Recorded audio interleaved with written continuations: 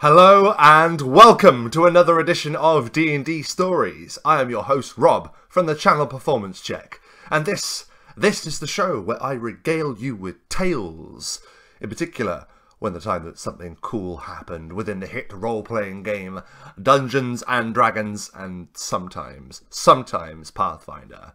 This is the third chapter in the ongoing story arc known as The Eighth Gate. Previously, Valdane, the wandering sorcerer, had had a strange meeting with an old rival, Datsner, a fellow sorcerer, someone that Valdane had worked with long ago before a horrendous betrayal that left our friend the sorcerer locked within the bowels of the terrifying arcane asylum. After this strange meeting, or during this strange meeting rather, Datsner made it clear to Valdane that a gate to hell had opened somewhere within the land of Ireland. One of 9 gates, to be specific. This 8th gate leads to the 8th circle of hell, Carnia, a plane of ice and fear and power. If this gate is allowed to remain opened and unchecked, all kinds of catastrophes will fall upon the land. A land now crumbling under the weight of disaster after disaster, the empirical falling, the Devil's Line, bringing an end to the King's Line in Ireland. Now Valdane, with his travelling companion Barnaby, a questionably skilled Hex Blade, they travel south and they travel to the capital of Ireland, Agistell, to discover what's going on with this gate. They are horrified to find that the entire city has been sacked and routed, all of its populace, all of its military gone. Now, in part 2 of this story, we learned that this is because the Scourge, our evil campaign characters, had already arrived in Agistell and had been instructed to clear the city out. This was to make Datsner's job more easy to just do as he wishes with this gate. And now, Valdane and Barnaby, having arrived, need to discover where this 8th gate is and how they can close it and stop the inevitable return of a powerful Lord of Hell. How are they going to accomplish this? Let's find out. Remind me again why there is a devilish gate deep within the heart of this city, Barnaby asks Valdane, as the pair of them are making their way through the snow-covered city. Valdane is looking at the ground deep in thought, watching the snow shift over his footsteps. I've been doing an awful lot of research as to why this might be the case, Barnaby, and I'm very glad you asked. Barnaby sort of gives like an internal sigh. Valdane likes to explain when he's done research, and he likes to explain when at least he thinks he's being clever. Go on, says Barnaby. Well, ever since the crisis of the Devil's Line, I've been doing a vast amount of research as to the cause, why Ireland, why specifically this kingdom are forces from infernal planes, focusing on this place. And it would seem that there was a great confrontation a long time ago when the Devil's Line was first created. And those forces were beaten back and stopped by the King's Line of this fair nation. Well, what was this fair nation, Valdane says, looking around at the ruin left by the Scourge. Now, it would seem that Agistell has been constructed its very purpose to defend against these horrors that can erupt from different planes of hell. This entire place is a bastion of all that live within the material plane, and it now falls to us to ensure that it remains that way. Everyone's gone, says Barnaby. I don't understand how you and I are going to stop an entire host of devilish forces erupting onto this land. We have to get to the gate before it's active, says Valdane. That is the only way. Well, how are we going to find it? This place is huge, says Barnaby, not being helpful at all, which is kind of like his thing. And Valdane just looks to the Hexblade and says, easy enough. Detect magic. There is nothing in range, Mike, the DM, says. Okay, so this is what we had to do. Rather than it just being like a simple case of, you detect a strange magical anomaly to the north. No. Mike was very, very staunch and strict with the rules. No, detect magic only has a certain range. You're going to have to search the entire city. And I looked to Mike and I said, look, Valdane, looking at his character sheet, has a number of meta-magical skills. If I were to, say, empower detect magic, perhaps I could increase the range. And Mike says, okay, that's fine.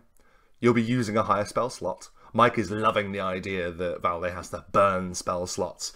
Useful spell slots that, you know, might be helpful later on when facing like an ancient and terrible foe. But very well. To make the job quicker, Valdane empowers his detect magic, and sure enough, he can sense something incredibly evil coming from the main keep of the castle. Of the city as well. I should have guessed. Says Valdane. I should have guessed that the terrifying Devil's Gate would be directly beneath the castle. And so it is. So Valdane makes the familiar walk with Barnaby in tow up the great steps, up the many levels of this tiered city, to the great keep that sits at the heart of Magistel. The doors of this great keep have been smashed by the Scourge, and as there is no one within this keep to stop them, Valdane and Barnaby quickly are able to locate a way into the bowels of the keep of Magistel. Valdane is walking through the familiar main hall, remembering the many feasts that Theodrex of Hemlon had held here during his time as steward. A small smile crosses Valdane's face as he remembers his friend. And then he remembers that he is no longer here, and that smile fades. They find a small iron door wrought into the back of a wall, towards the back of the castle. They move through the kitchens and the and storage areas of this place to find it. And when they do, Valdane, with a gesture of his hand, is able to unlock the door without any issue. Barnaby sort of puts a hand on Valdane's shoulder, drawing his sword, saying, I'll go first. And Valdane sort of says, sure, by all means, curse away. Barnaby just gives Valdane a glare. Throughout this particular story arc that we have been playing, Valdane is continually sort of mocking Barnaby's Hex Blade Curse. And it's fine, it's okay, that's sort of how the Hex Blade operate. For those of you who don't know, the Hex Blade Curse, if successfully laid upon a foe, will essentially give them like a -2 to attacks and skill checks and saves. So it's like an overall wide inconvenience to be hit by this thing. I don't mean to rag on the Hexblade as much as I do, but it really isn't a great class, and not particularly great when there's only 2 characters. Because if you're looking for martial ability, there are other places that you can look that have, you know, great damage output. But anyway, we're not talking about, you know, how we're gonna min-max these characters, because we didn't, I guess. But anyway, so after that sort of like condescending, like, fine, you go first, like, Barnaby sort of like squares his shoulders and just goes through the door. Behind the door, they see a very narrow flight of stairs that wind down this cylindrical drop into darkness. The pair of adventurers look down it uneasily, and sort of pressing themselves to the wall that the stairs are wrought into, they begin to spiral down, deeper and deeper into the bowels of the keep. Until eventually they reach the bottom, and there is a vast open chamber that falls back deep into the darkness. Valden is able to cast a light upon his staff and is able to guide the way through the darkness, and they come to a stop in front of a large iron gate. "Is this it?" says Barnaby, looking at this vast door in front of them.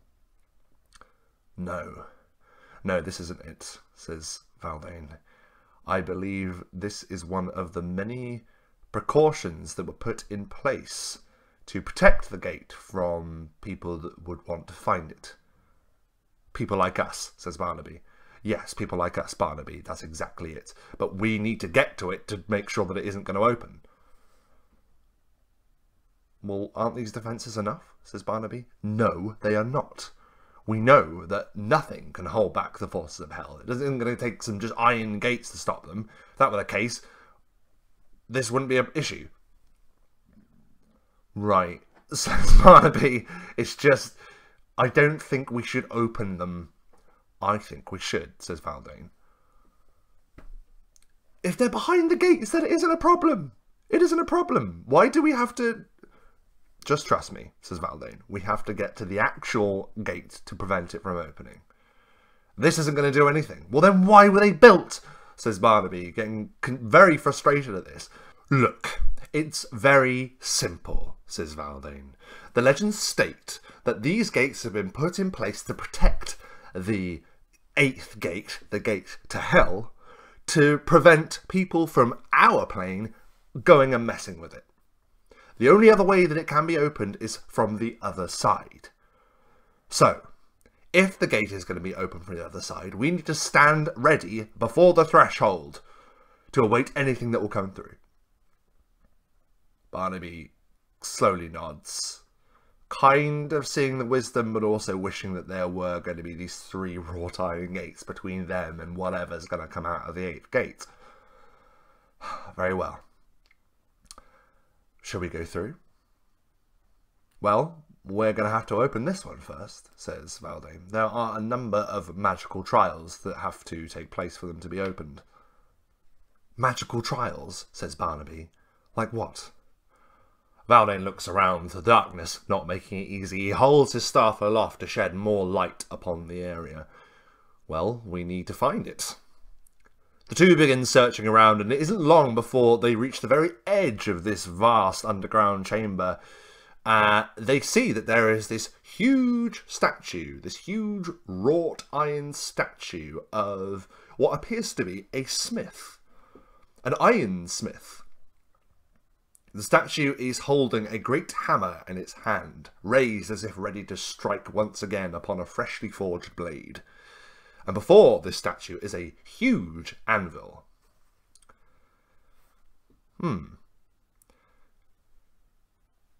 "This is probably something to do with it," says Valden, looking around. "And we asked to do a spot check to see if there's anything else, other than this statue. And other than, like, these chalky, broken stones that lay about the statue, there isn't really anything else." Valden decides to take a look at the gate, and he sees that within the very centre of this massive gate, this gate's massive, by the way, like it's 20 feet tall, and it's sort of like, it's almost like a hangar door, it's sort of like a half circle.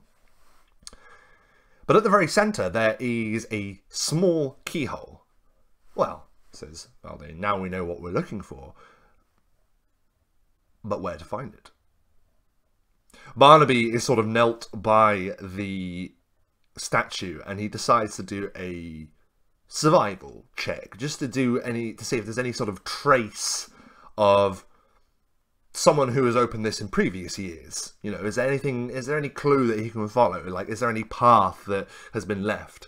And he looks at the chalk that's upon the floor, this chalky stone, and he lifts it up and he rubs it between his fingers.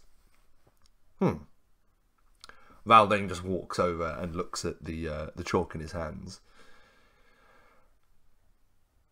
"Should we try drawing something?"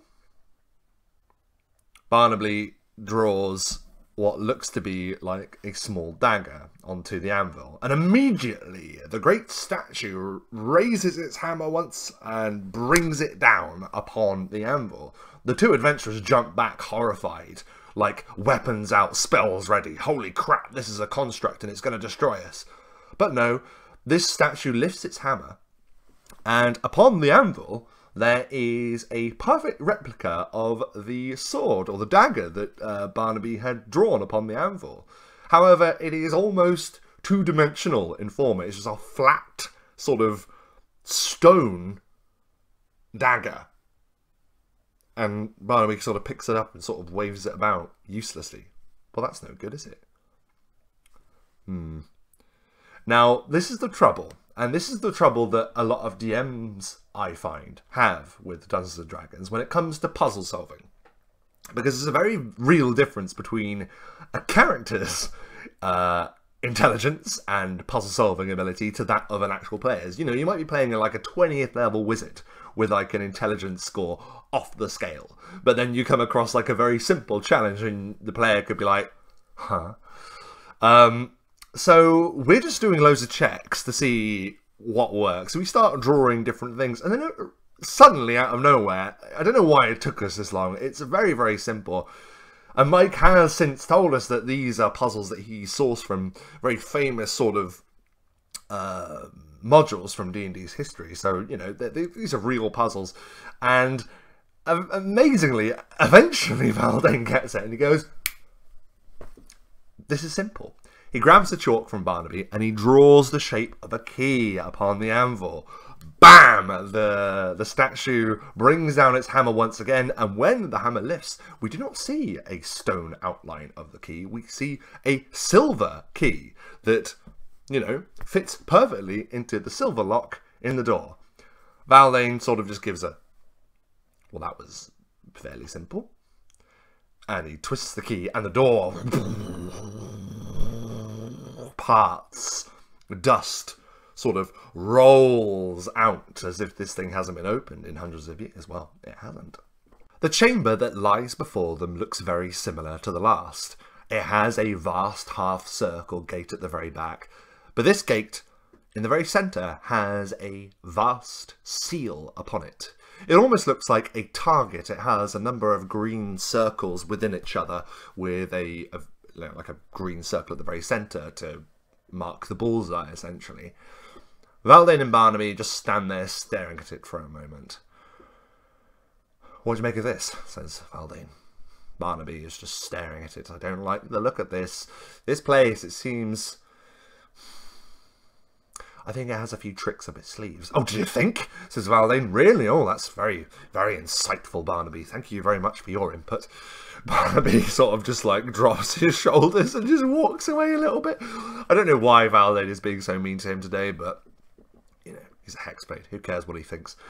Anyway, Valdane decides that he's going to try a few things, and he reaches out with a hand. Detect magic. He can sense that there is a form of transmutation magic upon the door, but other than that, he can't really tell. "Well, there's a spell on it, that's for sure." "Oh, there's a spell," says Barnaby, annoyed. "There's a spell. There's always a spell. Well, go on, you're the expert." "Thank you very much," says Valdane, deciding to take the sarcasm as a compliment. He reaches forth with a hand and casts Dispel. A colossal battering ram swings from the rafters as if out of nowhere and smashes Valdane right in the side. The sorcerer is hurled across the chamber and slams into the wall. It nearly kills him outright. The damage is insane. Valdane is just on the ground, blood pouring from his mouth, like incapacitated for a moment from sheer shock. And like he desperately tries to stagger to his feet, and as he does, he's watching this battering ram sort of be pulled back up into the rafters and disappears into an unearthly darkness. Valdane is just awestruck and literally struck by this event. Barnaby is losing his mind. He bursts into laughter, like losing it completely. Valdane nearly got killed outright by this, and the sorcerer stands up, his vanity and his arrogance clearly bruised by this, almost as badly bruised as his poor aching body now. Without a word, the sorcerer takes the best health potion that he has and drinks it. He was planning on using that in whatever encounter that they were going to find beyond these doors, but now he's having to waste it because of a simple battering ram trap. And he throws away the bottle of the health potion, and he just scowls at Barnaby. "Did you work it out?" says the Hex Blade. "Yes, I worked it out. Thank you very much, Barnaby, for your assistance. The transmutation spell was clearly telekinesis. When I dispelled it, the ram was dropped. What are we going to do now?" "I have an idea. We need to make sure that the battering ram hits the door." "Well, how are we going to do that?" says Barnaby. "It swings from the right. It completely misses the door." "Well, we're going to have to find a way to turn the contraption then, aren't we?" "Well, there's no mechanism," says Barnaby. "Isn't there?" "Isn't there?" "Our eyes have been deceiving us," says Valdane, looking around. "Perhaps there's some form of illusion that we cannot see through." "Great," says Barnaby. That's great. I assume that you have some way." "Of course I do," says Valdane. "True sight." Valdane casts true seeing upon himself, his eyes just going completely white, and he begins to scan the room. And sure enough, there appears to be a very small hole on the right-hand side of the chamber. The two of them approach cautiously. "What do you see?" says Barnaby. Valdane sort of peers through the hole, and deep into the hole there appears to be some kind of lever.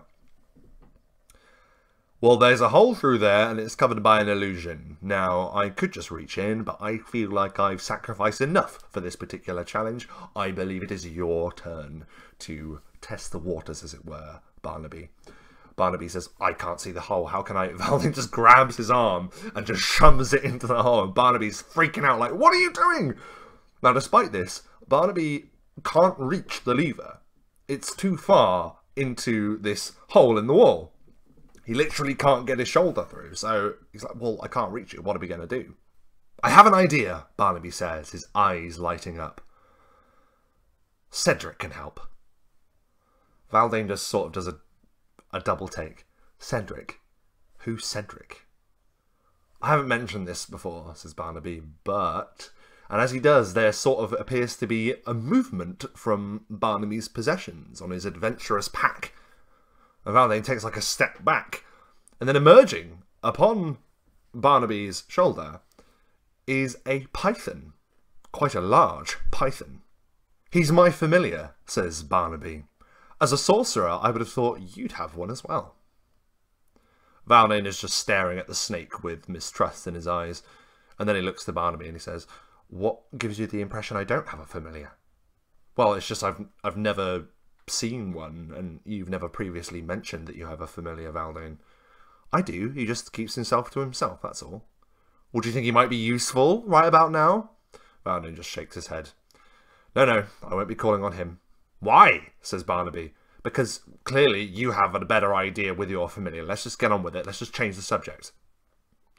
"Okay," says Barnaby, "but we need to talk about your familiar one day, because now I'm intrigued." "Fine," says Valdane, "just get on with it. What do you think you're going to do?" "Well, it's quite simple," says Barnaby. "The snake, Cedric, he can enter the hole and hopefully use the mechanism." "Yeah, fair enough," says Valdane. "Yeah, that's a good idea. Good idea, Barnaby. Yes, well done. Let's just work. Yes, we're working well now.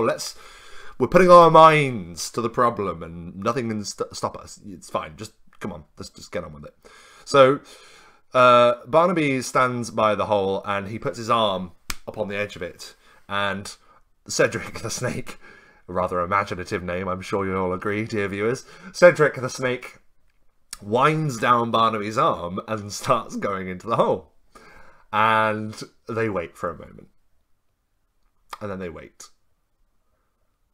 And eventually there is a chunk noise and a as they can hear some kind of mechanism hidden by the magical darkness above them shifting. Ah, there we go, says Valdane. Well done. That was actually really clever. Well done, Barnaby. That's good work. Don't forget Cedric. Cedric sort of slithers back out of the hole and wraps himself around Barnaby's arm and then goes back into his pack. Shall we? Yeah, this time just don't stand in front of it, says Barnaby. I know I'm not going to stand in front of it, am I? Says Valdane, losing patience once again. Obviously I'm not going to. I'm going to stand to the side this time. Fine, says Barnaby. So Valdane stands to the side and once again says, dispel, and dispels the transmutation spell upon the door. And the vast battering ram swings out of the darkness and smashes directly into the seal upon the door. There is a huge boom, like a huge gong being struck, and the doors begin to open, and a familiar wave of dust spews out from it as the battering ram is risen once again into the darkness. They are through. Once again, they enter a chamber that is similar to the one that they had been in before. However, the decor is entirely different. Rather than just cold stone at the floor and magical darkness above, they enter a plush, richly decorated room. There is red throws and carpets that cover the floor. There is a huge, ornate, golden table at the very centre of the room, covered with all different types of bottles and trinkets and flasks and goblets. And then, the most intriguing thing, upon the left wall is a gigantic mirror, which is almost the same shape and size as the room itself, like it fills the left wall completely. Says Valdane, sort of just staring at this strange sight, and then looking at the table. The table and all of its objects are reflected in the mirror, obviously. However, after closer inspection, Barnaby points and says, those goblets are in a different position. Valdane looks to 3 ornate golden goblets that sit on the left, the right, and the middle of the table. In the mirror, however, they are all clumped together in the centre. This seems deceptively simple. But regardless, Valdane decides to bite the bullet. And he reaches forth and grabs hold of the goblets and puts them in the centre of the table. And looks to the mirror. It seems to match. Then the goblets begin to move. They slide back to the positions that they had been in previously, on the left and in the middle and on the right. Valdane is taken aback. Is there some kind of spell involved again? And again, he is worried that he's getting through this amount of spell slots, so he's, you know, he doesn't want to, but he casts Detect Magic. But there doesn't appear to be anything magical upon the table whatsoever. Valdane frowns. What do you make of it, Barnaby? Barnaby looks to Valdane. Well, how am I supposed to know? You're the one that can see through illusions and invisible things. Surely there must be something pushing the cups. Valdane looks to the table and gives a sigh.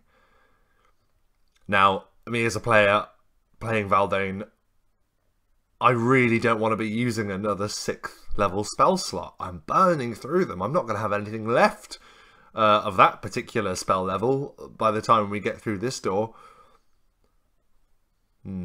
If I use True Sight again, I'll only have the opportunity to use it once more, says Valdane. So, if I'm going to do this, then we've got to make sure that we do this right. Okay, says Barnaby, what do you need me to do? Just listen to what I tell you that I see, okay? If you have any kind of thoughts, any kind of instincts about it, as I described it to you, please say. Okay, says Barnaby, and he sort of like stands ready by the table, like watching it, as if like hoping to see something. Right, says Valdane, I'm going to move the cups again. I'm going to put them in the middle, and then I'm going to cast True Sight to see if there's anything that pulls it back. Okay, says Barnaby. Valdane grabs the gauntlets and puts them down on the table. Barnaby is instantly flung through the air by some invisible force. The Hex Blade smashes into the wall and then feels a razor-sharp pain rake across his face. As this was happening, Valdane had already cast True Sight, and looking across the room, he sees a shadowy, amorphous figure standing there, raking long claws across Barnaby. True seeing shows the viewer all things as they really are. Valdane is given a rare glimpse as to what it looks like when an invisible stalker sets upon its prey. It's just raking down upon Barnaby. The Hexblade instinctively just draws his great blade and just brings it swiping wildly at the creature, who is able to easily step aside. Valdane panics. He's never seen one of these creatures before. Obviously, it's invisible most of the time. And he looks to the table thinking, there must be something I can do. I can see this creature, but Barnaby cannot. The creature once again seizes the Hexblade and then hurls him across the room, the Hexblade slamming painfully into the ground, his sword sailing away across the floor. The invisible stalker, true to its name, begins to stalk towards Valdane, raising horrific long limbs with terrifying spiny talons, and it takes a swing at the sorcerer. He's able to deflect the blow with his mage armor that he conjures out of nowhere, this hard light outline around him. And then he reaches forth with an outstretched hand, sends forth a flurry of magic missiles that strike the creature.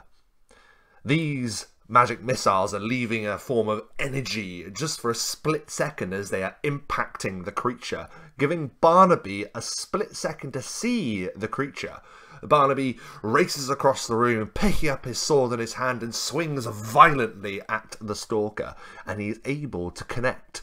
There is a vile hiss, as if oxygen or some kind of gas is escaping the creature as the blade connects, and the thing sort of like falls back for a second before diving once again at the Hexblade. Valdane goes to strike again with magic missiles, them connecting against the creature's side as it smashes once again into the Hexblade, who now again cannot see the creature.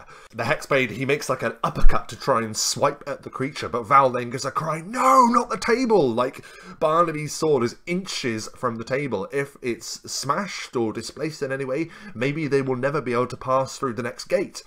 Barnaby's attack just flails wildly as Valdane is trying to push the Hexblade away from the table. They need to get the battle away from that table to make sure that they can continue. The invisible stalker is once again raking again and again at the Hexblade, who is losing health by the gallon.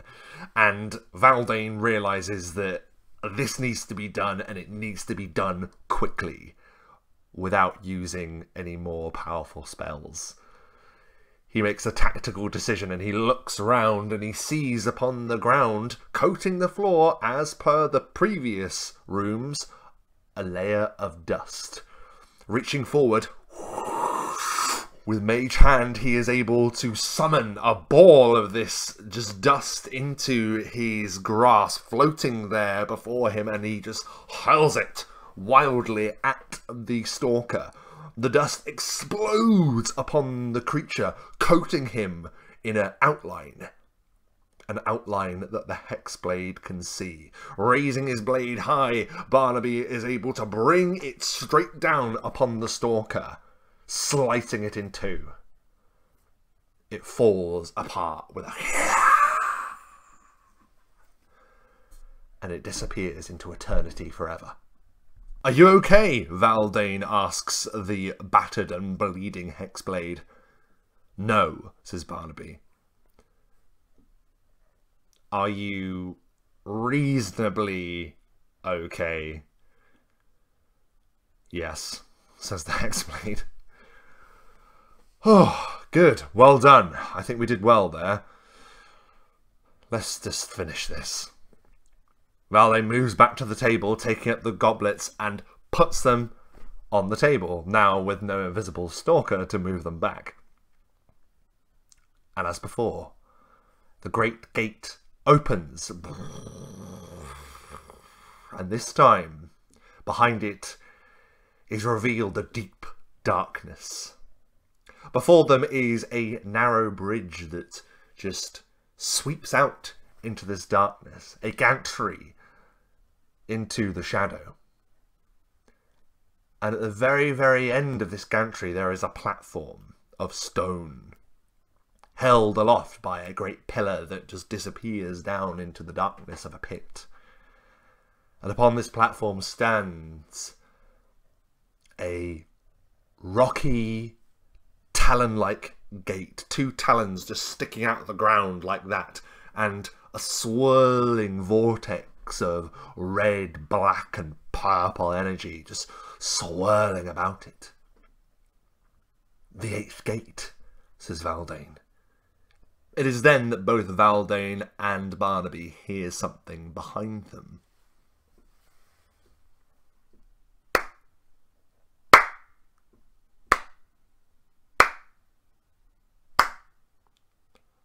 The insidious, slow clap from a rival sorcerer whose plans have been accelerated. As they whirl about, the adventurers see Datsner smugly strolling to meet them. "My congratulations, Valdane and whoever you are. You have made this all too easy for me. You have toiled and you have triumphed against the magical trials that guard this place. But now stand aside, so my plans may be complete." "Your plans?" says Valdane. "You and I both agreed that if this gate were to open properly, it would benefit no one. It would bring nothing but destruction and turmoil upon this land. Hell will be opened." "Well, yes," says Datsner. "That's sort of my plan." "What do you mean? That isn't a plan," says Valdane. "You'll be killed. We'll all be killed. Surely you value self-preservation above everything. You always have." "That is exactly true," says Datsner. "And it is self-preservation that drives me to this. It is inevitable that this gate will one day be opened, so it might as well be me." "Why?" says Barnaby. "Why would you do that?" "For me, and for my associate. He goes by many names. The Lord of Carnia, the Prince of the Cold Waves, the Lord of the Eighth Circle. All hail Mephistopheles." And that, dear viewers, is where we're going to leave this particular edition of D&D Stories. I really hope you enjoyed this particular edition. I really enjoy talking about magical trials and challenges, so this was kind of like an episode devoted to Valdane and Barnaby's journey through these trials to access the 8th gate. And now they have Datsner, the rival sorcerer, is there to make a claim upon the gate. Can they stop him? We'll have to find out next time on the next exciting edition of D&D Stories. Thank you ever so much for watching, and as ever, keep gaming. Thanks for watching. Be sure to check out the D&D Stories Facebook, Patreon, and t-shirts on Redbubble. Keep gaming!